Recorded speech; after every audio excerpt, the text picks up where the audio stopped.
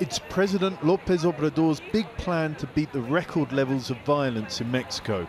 A 50,000-strong National Guard made up of military personnel and federal police, and it cleared a big hurdle when the Senate approved it unanimously on Thursday.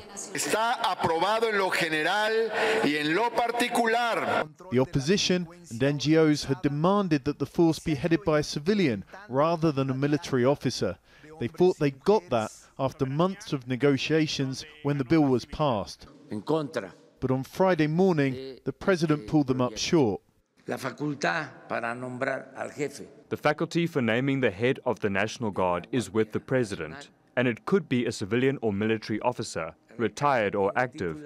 It's important to clear that up.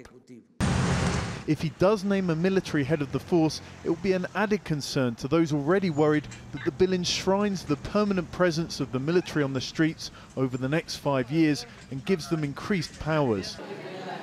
The public does trust the armed forces more than the police. They're seen as less corrupt, but they've also run up a tally of human rights abuses since the start of the drug war. The military have been, in many instances, acting as sources of violence in their own right, and there has been massacres, and it's just the way that they operate. They have been trained to do things is to destroy the enemy, as they would say themselves, but not necessarily to construe. So you introduce another violent actor in an already violent context.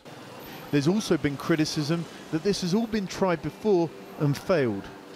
The last administration also kept the military on the country's streets. It also mooted an elite force that was in the end scaled back, and it said that it would concentrate on homicides rather than going after kingpins. Exactly the same tactics that President López Obrador has announced at the start of his term. The end result for the last administration, the worst murder rate on record. Security experts have long advocated for better training and conditions for local police forces, but that takes time and political will. The president's included some of that in his bill, but it's clear that his priority is his new militarized police force. John Holman, Al Jazeera, Mexico City.